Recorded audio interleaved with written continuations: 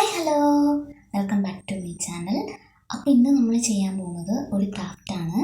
അപ്പോൾ ഞാനിങ്ങനെ വിചാരിച്ചു, ക്രിസ്മസ് ഒക്കെ അല്ലേ, അപ്പോൾ ഞാൻ കഴിഞ്ഞ വർഷവും ഇതുപോലെ ക്രിസ്മസ് ക്രാഫ്റ്റ് ചെയ്തിട്ടുണ്ടായിരുന്നു. ഞാൻ എൻ്റെ ഇൻസ്റ്റാഗ്രാം പേജിൽ എൻ്റെ വീഡിയോ ഇട്ടിട്ടുണ്ട്, അപ്പോൾ എല്ലാവരും കാണണേ. അപ്പോൾ ഈ തവണ ഞാൻ വിചാരിച്ചൊരു ബോട്ടിൽ ആർട്ട് ചെയ്യാമെന്ന്. അപ്പോൾ ഞാനിപ്പോൾ ഓൾറെഡി ഇവിടെ ചെയ്ത് വെച്ചിട്ടുണ്ട്. എല്ലാവർക്കും സിമ്പിളായിട്ട് ചെയ്യാൻ പറ്റുന്ന, കുട്ടികൾക്ക് പോലും സിമ്പിളായിട്ട് ചെയ്യാൻ പറ്റുന്ന വളരെ സിമ്പിളായിട്ടുള്ള ഡിസൈനാണ് ഞാൻ കൊടുത്തിരിക്കുന്നത്. പിന്നെ ഞാൻ ഭംഗിക്ക് വേണ്ടി അതിൽ കുറച്ച് ഹെലികോണിയുടെ ഫ്ലവേഴ്സ് ഇട്ട് വെച്ചിട്ടുണ്ട്. നല്ല ഭംഗിയില്ല കാണാൻ. അപ്പോൾ നമുക്ക് ഒട്ടും സമയം കളയണ്ട, വീഡിയോയിലേക്ക് പോകാം. അപ്പോൾ ആദ്യം തന്നെ നമുക്ക് എന്തൊക്കെ സാധനങ്ങളാണ് വേണ്ടതെന്ന് നോക്കാം. അപ്പോൾ നമുക്കൊരു ഗ്രീൻ കളറിലുള്ള ബിയറിൻ്റെ ബോട്ടിൽ തന്നെ വേണം. ഗ്രീൻ കളർ തന്നെ വേണം കേട്ടോ. നിങ്ങൾക്ക് ഏത് ബോട്ടിൽ വേണമെങ്കിലും എടുക്കാം. ഗ്രീൻ കളറായിരിക്കും കുറച്ചുകൂടെ നല്ലത്. പിന്നെ നമുക്ക് കുറച്ച് പെയിൻറ്റ് വേണം. ഞാൻ എൻ്റെ കയ്യിലുള്ള കുറച്ച് ബ്രഷസ് എടുത്തിട്ടുണ്ട്. പിന്നെ നമുക്ക് വൈറ്റ്നർ വേണം. അപ്പോൾ വൈറ്റ്നറാണ് കുറച്ചും കൂടെ നല്ലത്. ഞാൻ പറഞ്ഞു തരാം അത് എന്തുകൊണ്ടാണെന്ന്.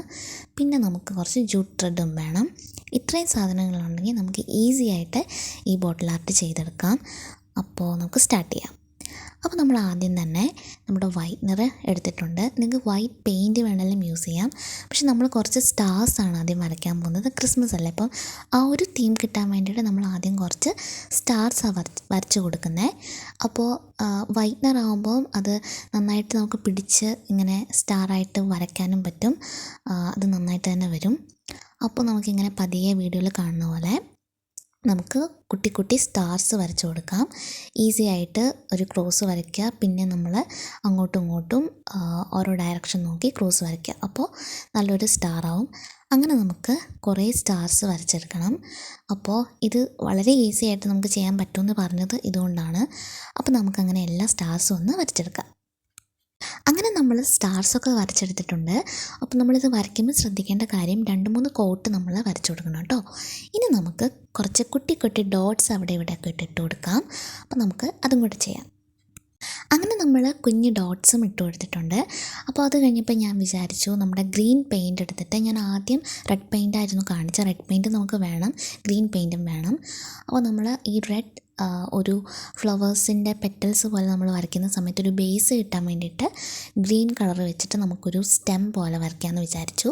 അപ്പോൾ അതുകൊണ്ടാണ് ഞാൻ ഗ്രീൻ കളർ എടുത്തത്. അപ്പോൾ ഓൾറെഡി നമ്മുടെ ബോട്ടിൽ ഗ്രീനാണ്. അപ്പോൾ ഒരു 2-3 കോട്ട് അടിച്ചാൽ മാത്രമേ നമുക്ക് ആ ഒരു ഗ്രീൻ കളർ എടുത്ത് നിൽക്കുള്ളൂ. അപ്പോൾ നമുക്ക് ആ രീതിയിൽ ഒന്ന് വരച്ചിട്ട് വരാം. അങ്ങനെ നമ്മൾ സ്റ്റെമ്മൊക്കെ നന്നായിട്ട് വരച്ചിട്ടുണ്ട്.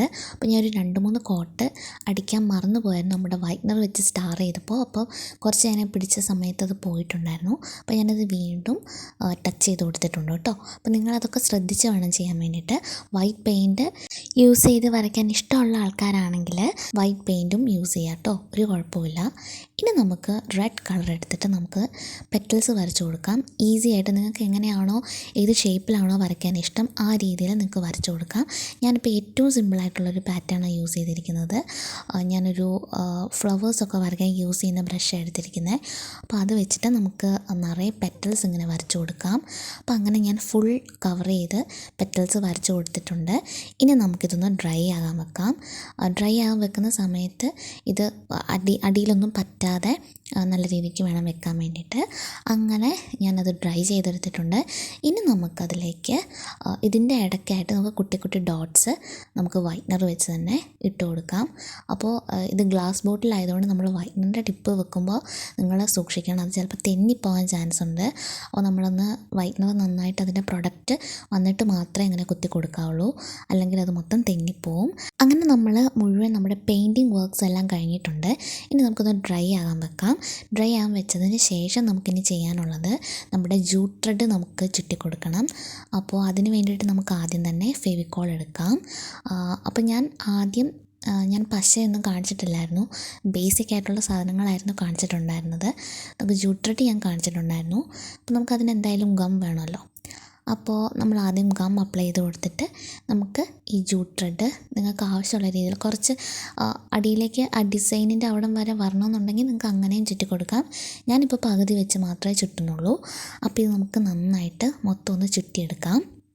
ഇത് നമ്മൾ ഫെവിക്കോൾ അപ്ലൈ ചെയ്യുന്ന സമയത്ത് അത് മൊത്തം കവർ ചെയ്ത് ഇരിക്കുന്ന രീതിയിൽ വെക്കണം, എന്നാൽ മാത്രമേ അത് മൊത്തം ഒട്ടിയിരിക്കുകയുള്ളൂ. അങ്ങനെ നമ്മൾ ഫൈനലി നമ്മുടെ ബോട്ടിൽ ആർട്ട് ഇവിടെ കംപ്ലീറ്റ് ആയിട്ടുണ്ട്. എനിക്ക് ഭയങ്കര ഇഷ്ടപ്പെട്ടു കേട്ടോ. വളരെ സിമ്പിളായിട്ട് നമുക്ക് ചെയ്യാൻ പറ്റുന്ന നമ്മുടെ ക്രിസ്മസ് ഡെക്കോർ ഇവിടെ റെഡി ആയിട്ടുണ്ട്.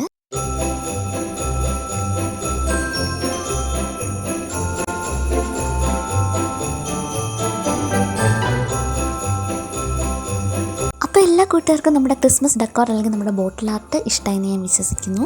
അപ്പോൾ ഇതുപോലെ മറ്റൊരു വീഡിയോയിലൂടെ കാണുന്നവരെ എല്ലാ കൂട്ടുകാർക്കും ബൈ.